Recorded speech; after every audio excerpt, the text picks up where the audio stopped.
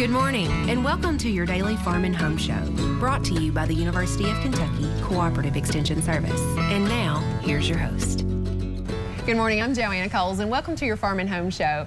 Leann Martin's visiting with us this morning, and she's going to talk a little bit about soil testing. Leann's the Logan County Extension Agent for Agriculture, and I appreciate you being here because this is a timely topic. Absolutely, absolutely. Fall is a great time to do soil sampling, whether it be for your yard, your garden, your lawns, your anywhere, especially your field crops. Yeah, and a lot of times people say, you guys talk about soil testing all the time, but it's probably one of those investments that you make that will pay for itself over and over again. Absolutely. You don't want to pay and put something on that you don't need.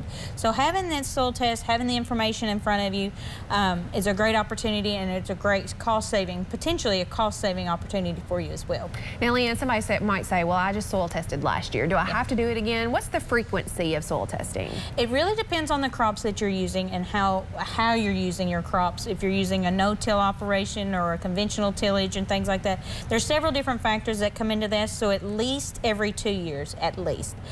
You can go a few more years if you'd like to, if your pastures and things like that are consistent, but the best thing is to do every other year if at all possible. But if you're using your specialty crops such as tobacco or things, alfalfa or things like that, every year is almost a must. Yeah, because you're taking so many nutrients off the field. Absolutely. And so you're having such a big harvest without, you have to reapply. Yes, yes. And in those type situations, we probably need to get that accurate soil test. Now, we've had some moisture. September was a really wet September, and so we do probably need to wait until our soils are dry. Absolutely, absolutely, yes. Especially a lot of our crops are still in the fields, so this weather has been a little crazy for our producers that they haven't been able to get in the field to take the grain out, the crops out, much less the soil test in behind it for the next year's crops. So most definitely the drier, the better, just because the wetness not only compromises the test, but also your packaging, your bags, and things like that. And it could delay your test results because we have to let it dry. Exactly, exactly. So yeah, by all means, please make sure it's dry, or just understand that it might take a few more days to let it dry here at our offices. Absolutely. Now, Leann, a lot of times fall is better. One is because not as many soil tests are going through. And with the renovations at Princeton and the soil lab, now's a good time. Yeah, absolutely, absolutely. You know, one thing that they're expressing to us as fellow agents and things, especially in the western part of the state, a lot of our soil tests goes to the Princeton lab. They are under a huge renovation right now. They're going to start almost completely shut down in spring, so they were highly recommending getting those soil tests early, because once Princeton shuts down, the whole state is going to Lexington labs.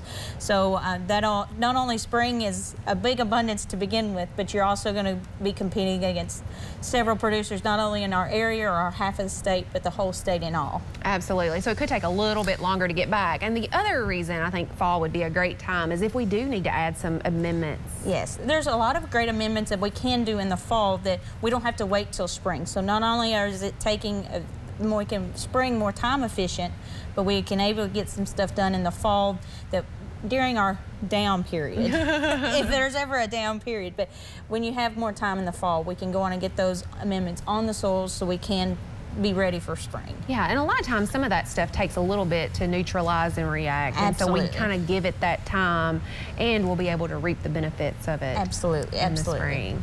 So Leann, if people are wondering, like, how do I take a soil test, or do you have a soil probe, how would they go about? Soil probes are usually the best and the easiest. Now, you can still do it with a trowel or a shovel or things like that if you have it already in the back of your truck kind of thing. But anyone who is interested in a soil probe or the use of one, we've got them in almost every office across the state. I know that Logan County, we have 2 that we lease out to individuals, leasing as in borrowing, and things just come by, pick it up for a day or 2 and bring it back. So it's a great opportunity. That way you know exactly where your cores are coming from. Less hassle, it's a lot easier.